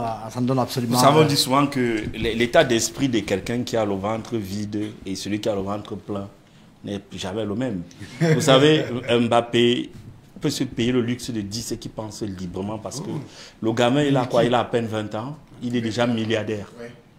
Il peut même décider aujourd'hui qu'il arrête le foot. Il a tellement gagné de l'argent en 3 ans que... Mais il faut avoir des gens comme ça dans le football qui ont le courage de dire ce qu'ils pensent librement sans avoir peur que peut-être qu'à la fin de la saison, on ne va pas renouveler son contrat ou la prime qu'il va exiger ne va pas lui être attribuée. Donc, c'est bien ce sang-frais-là, comme ça dans le football, qui dit des choses et puis qui bouscule les codes. C'est bien, c'est frais pour ce sport. Une Super League, est-ce qu'elle devait être un problème pour les footballeurs africains? Oui et non. Oui, pour ce qu'on évoquait tout à l'heure, c'est-à-dire physiquement et tout. Simplement, combien de footballeurs africains devaient retrouver dans les clubs en question? Parce que... Bon, on n'aura pas Choupo-Moting par exemple. On peut compter déjà Paris. Paris ne va pas jouer, n'est-ce pas? Non, ils ne sont pas déclarés en fait. Ils ne sont pas déclarés sur les 15 parce qu'il y a... Non, Paris, pour la Super League, Paris a dit d'office qu'il n'adhère pas. Il reste fidèle à l'UEFA. En fait, ce que je veux dire, c'est qu'il y a de nombreux clubs. Aussi pour des raisons géopolitiques. Paris a des... Deux Africains seulement? Non, il y a... On a Salah et... Lui, il a intérêt à rester. Chacun défend... Salah, Mané à Liverpool avec l'Africain, comme il y a Nabil Keita, il y a Matip, ça fait 4 joueurs déjà. À Madrid, est-ce qu'il y a des Africains? Non, il n'y en a pas. Et ne joue pas avec l'équipe africaine. Il n'y a pas d'Africains à Madrid. Il n'y a pas d'Africains. Il n'y a pas d'Africains. Oui, le gardien Mendy, il est africain. Mendy, il est français. Il est à Chelsea plutôt. Il est à Chelsea. Il joue au Sénégal. À City? Pas d'Africain? Non, il est à Chelsea. Chelsea a un Africain. Mendy à Chelsea, mais il est à City, il n'y a pas d'Africain qui joue proprement parler. C'est même Guardiola qui Atlético de Madrid, il n'y a pas d'Africain aussi. Dembélé, mais il joue en équipe de France. C'est vrai qu'il y a Partey, mais Partey à la... Non, Partey à Arsenal, donc il faut passer des Africains. Alors, combien d'Africains auraient pu jouer la Super League? 6. Un peu moins de 10. 6 par là. C'est un problème pour le football africain. C'est-à-dire les cartes de... Oui, c'est un gros problème. Un gros problème parce que si les joueurs africains ne sont pas en évidence, on ne les voit pas. J'ai fait une étude dessus et j'ai travaillé justement sur la question avec Philippe Doucet et Vincent Chaudel, où justement on s'interrogeait sur la valeur marchande des footballeurs africains. Oh non, il y a quelqu'un qui vient, Mahrez, il y a Mahrez quand même. Mahrez à City, il est on a oublié Mahrez. Il y a Mahrez et puis il y a l'autre Marocain là qui est à Chelsea. Hakim Ziyech. Bon, et en fait, il y a aussi un problème de c'est moins de 10 Africains autour. À tout casser une quinzaine. Mais le véritable problème que nous avons aujourd'hui en Afrique, c'est quoi? C'est d'abord le marketing autour de nos joueurs. C'est-à-dire que lorsque vous allez sur les plateformes qui donnent les valeurs marchandes des joueurs, il est rarement un footballeur va dépasser les 70-75 millions d'euros. Parce que justement, on a déjà ce problème à la base. C'est-à-dire que premièrement, on brade très facilement nos talents, c'est-à-dire que dès qu'un joueur il sait toucher le ballon, il va hors. Lorsque Neymar va du Brésil pour l'Europe, Neymar a une valeur marchande très élevée. Je crois qu'il a déjà un salaire de 10 millions d'euros à Santos, me semble-t-il. 8,9. Et sa valeur marchande est déjà 93 millions d'euros. Lorsqu'il part du Brésil. Or, et c'est vers cela que nous devons aller en Afrique, c'est-à-dire que de donner d'abord de la valeur à nos propres championnats. Et je pense que ce qui se passe aujourd'hui avec la Super League nous amène nous-mêmes Africains à réfléchir sur le modèle économique de nos clubs africains. Et une fois que on a cela, et puis aussi aujourd'hui la visibilité à travers les réseaux sociaux, parce que on va dire ça ne vaut rien, mais attention, Cristiano Ronaldo sur Instagram gagne 42 millions d'euros. Cristiano Ronaldo à la Juventus de Turin gagne 32 millions d'euros. Ça veut dire que Cristiano Ronaldo peut décider de ne plus jouer à la Juventus de Turin. Son salaire sur Instagram, c'est-à-dire ses publications qu'il fait sur Instagram, sera largement au-dessus de ce qu'il touchait à la Juventus de Turin. Donc, amener également nos footballeurs africains à davantage vendre leur image, se faire davantage connaître à travers les réseaux sociaux, à travers les médias, pour que justement leur valeur marchande augmente et qu'ils soient pistés par les clubs. Lui qui veut sauver le football avec du fric, il faut d'abord commencer par annuler les transferts frauduleux en Afrique. Oui, mais c'est pas là qu'il faut commencer. C'est une autre paire de manches. C'est une autre paire de manches. Je crois que tout se tient. Vous ne pouvez pas avoir un résultat sans avoir fait un travail en amont. Le football est une industrie, c'est vrai, mais une industrie qui est absorbatrice de fonds au départ de l'investissement énorme. Ouais. Alors, on est toujours en train de dire le problème au Cameroun, les joueurs, mais je pense que c'est là où moi je dis l'État doit prendre ses responsabilités. Tout à fait. Je vais prendre un exemple. La formation aussi. Je vais prendre un exemple simple. Regardez en Afrique, tous les clubs africains qui s'illustrent sont structurés comment? C'est les clubs dont les États mettent les moyens derrière. Tout à fait. Vous prenez les clubs égyptiens. À la Ligue du Caire, Zamalek, Arab Contractor, c'est l'État. Monsieur, juste pour mettre dans votre vin, il n'existe pas un pays dans le monde dans lequel l'État n'est pas à la base de produits financiers. Tout à fait. Voilà. Au Cameroun même, si le gouvernement décide, on fait du football camerounais, un mastodonte en 2-3 ans. Vous savez, pendant longtemps, je me posais des questions. Ernest Obama, Ernest peut témoigner. Je voulais comprendre pourquoi le football ne marchait plus au Cameroun. Et il a fallu que je reste 8 mois au Cameroun pendant ce Covid pour comprendre. Mais il n'y a aucun président de club au Cameroun qui est industriel. Industriel. Oui, vous ne pouvez pas, monsieur Obama, vous ne pouvez pas gérer un club sérieux si vous n'êtes pas un capitaine d'industrie. C'est pas possible. Attention, au Cameroun, il y a des milliardaires qui ne sont pas industriels. Oui, mais je vais venir, Obama, sauf que ces milliardaires ne s'intéressent pas à l'aspect social de leur pays. Ils ont tous les maisons à Neuilly et dans le 16e. Alors que l'argent qu'ils prennent pour acheter des appartements à Neuilly et dans le 16e, ils pourraient financer le sport, qui est un vrai facteur de développement et d'épanouissement de la jeunesse. Vous avez des footballeurs camerounais aujourd'hui qui sont milliardaires, pourtant ils sortent de nulle part. Donc c'est un vrai vecteur d'intégration sociale. Mais je veux dire quoi? Je veux dire que l'État peut ne pas sortir l'argent de ses caisses pour financer les clubs. Elle peut inciter. Je prends un exemple. Vous avez des multinationales qui viennent au Cameroun qui gagnent des marchés. Des gros marchés en termes de milliards. Je prends simplement l'exemple des stades. Si on avait pris les présidents de clubs, même 3, on avait mis intermédiaire, comme ça se fait partout. On dit, président de Tonnerre, nous voulons que dans 2 ans, le Tonnerre se redevienne un grand club. Il y a une affaire là, on voudrait que tu sois l'intermédiaire avec un contrat officiel entre l'État du Cameroun et tous ceux qui vont soumissionner. Celui qui va gagner le marché, tu seras l'intermédiaire officiel entre l'État et ils vont te payer un pourcentage. Et ce pourcentage-là, c'est pour financer le club. D'accord. Voilà un mécanisme qui est simple, qui est officiel et dont l'État ne sort pas 5 francs de sa poche. Et c'est ce qui se passe dans beaucoup de pays.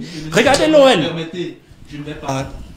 Bon, pas permettre, c'est un peu prétentieux, mais je ne veux pas quand même que vous occultiez le fait que la loi 2018 prévoit des abattements fiscaux pour des entreprises qui financent le sport. Oui, mais... Donc ne faites pas comme si le gouvernement... Sauf que c'est très peu connu. Je suis d'accord. Il y a un détail que vous ne savez pas. Obama va vous le dire. Moi, je suis directeur commercial du multinational. Je suis sponsor officiel d'Africa Volley depuis 5 ans. Vous voyez? Donc, ce que je dis, je sais de quoi je parle. D'accord. Et je vais dire, au-delà de ça, plus que les entreprises ne jouent pas le jeu de la réglementation fiscale que l'État met, parce qu'en fait, ils n'ont rien à foutre. Vous savez, si moi, je n'étais pas directeur commercial de Negri ne serait jamais sponsor de l'Africa Volley, parce qu'ils n'ont rien à foutre. Ça ne les intéresse pas. Mais moi, comme je suis issu du milieu sportif et que je suis du pays, je dis, nous gagnons de l'argent au Cameroun, il faut contribuer. C'est compris. Je veux qu'on revienne à la Super League et qu'on essaye d'imaginer l'hypothèse en Afrique. Imaginons 15 plus grands clubs africains qui créent une Super League. On dit par exemple qu'au Cameroun, on prend le Canon Sportif de Yaoundé, peut-être Canon Coton Sport. Alors c'est l'hypothèse. Canon Coton Sport de Garoua, Zamalek d'Égypte, Raja de Casablanca, Al-Ali, peut-être tout puissant Mazembe, AS Vita Club. On crée une Super League africaine avec 20 clubs. Est-ce que ça ne pourrait pas inciter les États à investir un peu d'argent dans les clubs en question? Bien sûr, bien sûr. D'ailleurs, c'est l'idée des Fantino. C'est pour ça que je vous dis, c'est ce monsieur qui est derrière tout ce que vous êtes en train de voir. Et moi, je ne me suis jamais opposé à cette idée-là. On a besoin de cela. Et ça va amener, au pire des cas, à avoir au moins un stade de niveau FIFA dans chacun de ces pays. L'avantage avec le Cameroun, c'est qu'on en a au moins 5 aujourd'hui, quand même, des stades qui répondent aux normes FIFA. Je dirais 8. Mais peut-être sous réserve de Limbe et de Bafoussam. Mais globalement, aujourd'hui, le Cameroun, c'est 36 infrastructures aux normes internationales qui peuvent, donc n'importe quel club qui peut être piqué au Cameroun peut répondre à ce type de cahier de charges. Et ce serait bien d'en avoir aussi en Côte d'Ivoire, d'en avoir au Burkina Faso, d'en avoir ça et là. Et au-delà de ça, je pense que honnêtement, on a besoin d'un autre modèle. La Champions League africaine en l'état, honnêtement, elle ne pousse pas les gens. Elle n'est pas attractive, elle n'intéresse pas les gens. C'est tellement très politisé, c'est très corporate. Il n'y a pas vraiment un aspect populaire et populeux. Quand on voit la programmation, aujourd'hui on a vu le match de Berkane contre Coton, c'est des... JS Kabylie. Comment est-ce que dans un match, vous avez un match, l'arbitre est maghrébin, l'équipe adverse est maghrébine, ils arrivent là, ils font des conneries, ils racontent. Et c'est ça le problème. On met beaucoup plus les intérêts du Maghreb en avant que par exemple l'amour véritable populaire du football. Et il faudrait que la CAF travaille ce volet-là. La CAF est restée très corporate, c'est le terme que nous utilisons. disons, est resté très administratif dans sa façon d'organiser. Il n'y a que la CAN qui a gardé cette saveur populaire-là, mais toutes les autres compétitions, c'est vraiment à la ramasse. On se rend d'ailleurs compte que les diffuseurs ont du mal à avoir des compétitions en Afrique qui sont attractives. Parce que moi, je regarde, vous allez prendre la parole, je regarde le championnat ivoirien à la télé. J'ai de la peine pour les confrères qui veulent commenter ces matchs-là.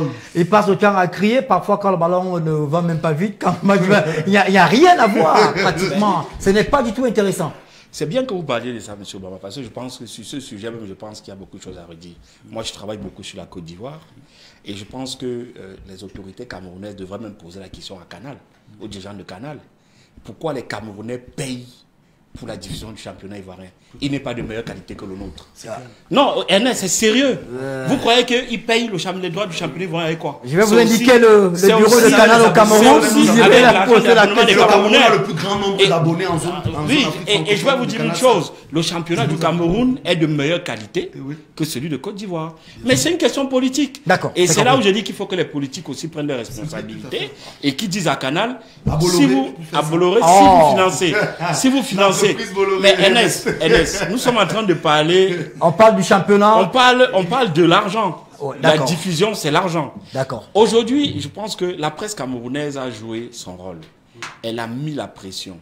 Le gouvernement. Mais comment voulez-vous que le Canal diffuse les matchs du championnat camerounais? Je pense que quand le contrat est signé avec la fédération ivoirienne, au Cameroun, on n'a pas de stade. Les matchs se jouent au stade militaire.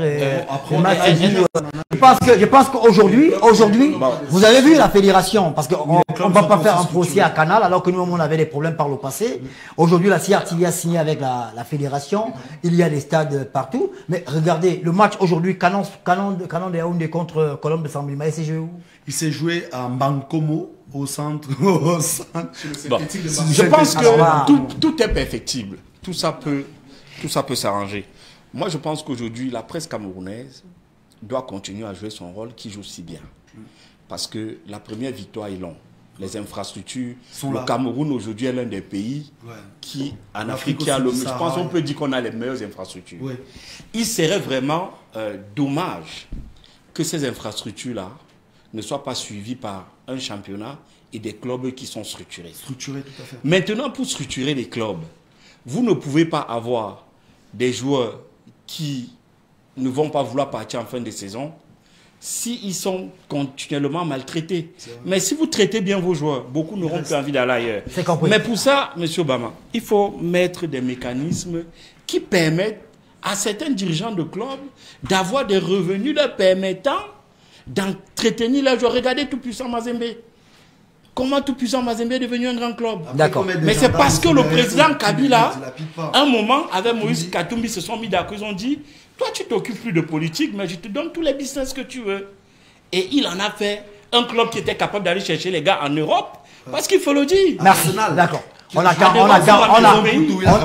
attend donc tous la Super League, africaine. On a essayé de voir les raisons, les causes, les conséquences possibles de l'échec de la Super League européenne. On va se contenter de la Ligue des Champions.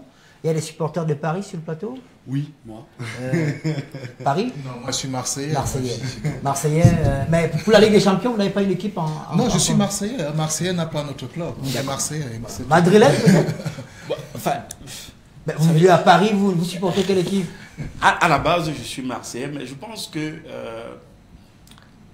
Mbappé et le PSG doivent gagner la Ligue des Champions pour que Mbappé ait le ballon d'or. Ok. Voilà, on va, avant d'accueillir Janice Kamga pour le fact-checking du jour, on a vu des ministres là qui se faisaient vacciner. Je ne sais pas si les images sont réelles. Certains nous ont montré même leur poitrine. Prenons d'abord le portrait de la semaine. Samuel Eto'o, meilleur joueur camerounais tout le temps. C'est la signature de Laetitia Desbilons.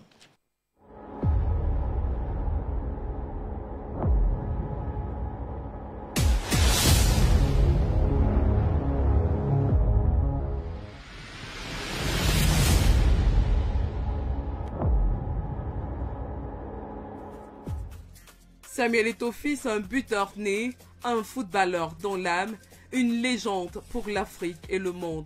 Le numéro 9 a durant une décennie fait l'unanimité dans les stades et en dehors. Né d'un père comptable et d'une mère poissonnière, Samuel Eto'o-Fils voit le jour le 10 mars 1981 à Kong, une banlieue de la capitale politique Yaoundé au Cameroun. Samuel est devenu un véritable amateur de football dès son jeune âge. C'est dans la ville de Douala qu'il va faire ses premiers pas, balle au pied. Très grande fan de Roger Mila, il fait déjà parler de lui dans les championnats de football en 2e division. Il sera aussitôt surclassé en senior grâce aux nombreux buts inscrits lors de ses prestations. Devenir footballeur international devient très vite un rêve pour ce jeune pétri de talent. Samuel se lance aussitôt dans la quête de la reconnaissance continentale et internationale. Voilà qui l'amène à quitter son pays pour la France afin de pouvoir dévoiler son incroyable talent au grand club européen. Arrivé en France et devenu en quelque temps un sans-papier, Samuel n'est finalement pas recruté par le centre de formation du Paris Saint-Germain. Il se trouve alors obligé de rentrer au Bercail, un retour qui ne brisera pas son rêve. Admis à l'école de football de la Cadisport Academy, un centre de formation sportive situé à Douala, la capitale économique du Cameroun, Eto'o se donne une nouvelle chance de réussir. Il redouble d'efforts et devient le meilleur buteur au niveau local. Une prestation qui le projette aux yeux de l'ancien recruteur du club AC, qui va l'amener en nouveau en France pour faire des tests de sélection. Une expérience qui malheureusement sera vouée à l'échec. C'est finalement en Espagne que l'un des meilleurs espoirs camerounais trouvera une porte d'entrée pour la gloire, celle du Real de Madrid. Nous sommes alors en 1996. De 2000 à 2004, il est devenu le meilleur buteur de l'histoire du Mayor avec 70 buts, toutes compétitions confondues, une performance extraordinaire qui va attirer l'attention du géant espagnol, le FC Barcelone. Après avoir remporté la CAN 2 fois de suite, Eto'o intègre en 2006 le top 10 des meilleurs buteurs de l'histoire de la CAN avec 9 buts, dépassant son compatriote et idole Roger Mila.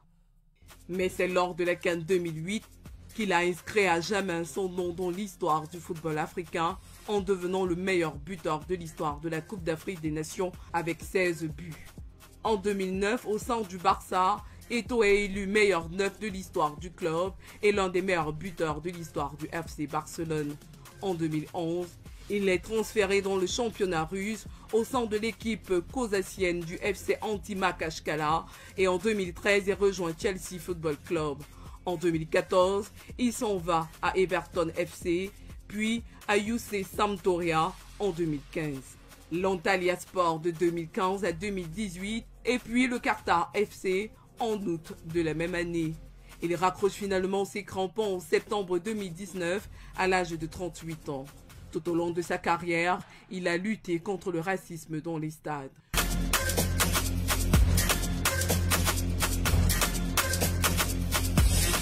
Le quadruple ballon d'or africain, Samuel Eto'o, a été sans aucun doute possible l'un des plus grands attaquants de sa génération. Malgré de nombreuses déceptions au cours de sa carrière, Samuel Eto'o-Fils a utilisé ses coups durs comme une force pour réaliser l'impossible.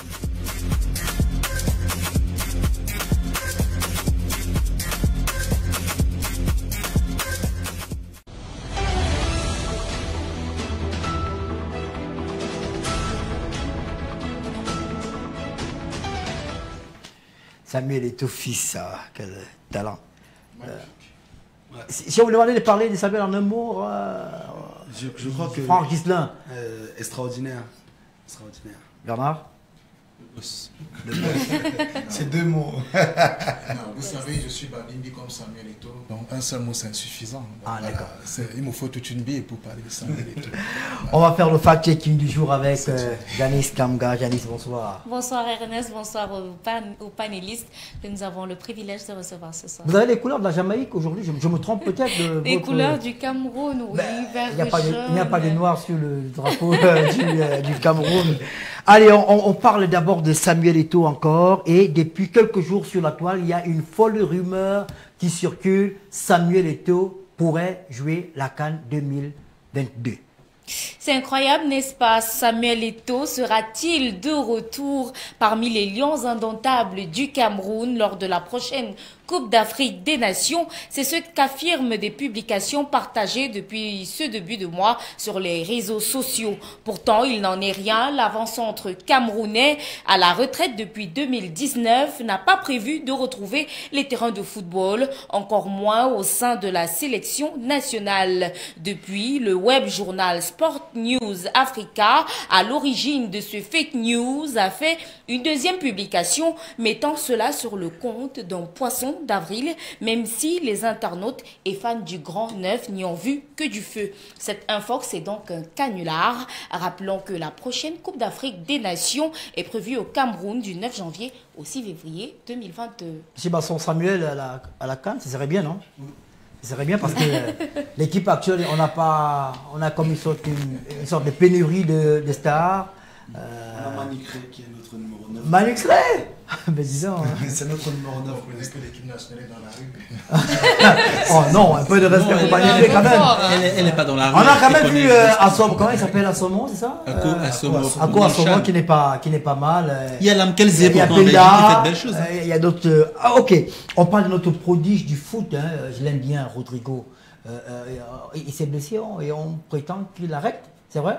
C'est une information en tout cas qui circule sur les réseaux sociaux, sur la toile notamment. Vous savez, la toile est le vivier des fake news. L'information a été publiée le 16 mars dernier sur le compte Twitter du Real de Madrid, le canal officiel du club espagnol qui informe ses abonnés des derniers transferts, blessures et autres communiqués officiels. S'est rendu coupable d'un fake news publié, tenez-vous bien, par des hackers. Selon le faux communiqué, le jeune prodige brésilien Rodrigo était victime d'une blessure préjudiciable pour sa carrière. En substance, l'on pouvait lire, Rodrigo a été diagnostiqué d'une liaison musculaire affectant le tendon du biceps fémoral droit. Vérification sur le site officiel du Real, aucune info irrelative. Le club n'a pas confirmé l'information. Le fake n'était disponible que sur le réseau social Twitter. D'ailleurs, je suis Rodrigo sur Facebook. Il a lancé ce soir, du moins depuis le matin, la rencontre entre le Real et c'est quoi, Cadix Cadix.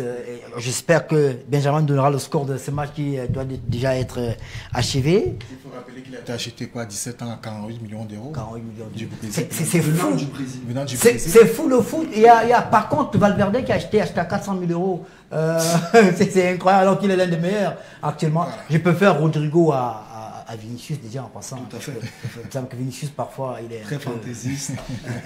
Il est bizarre. Alors on a appris toute la journée, on nous a fait croire que le président du comité militaire de transition du Tchad a été du moins lui aussi tué. C'est vrai ou pas?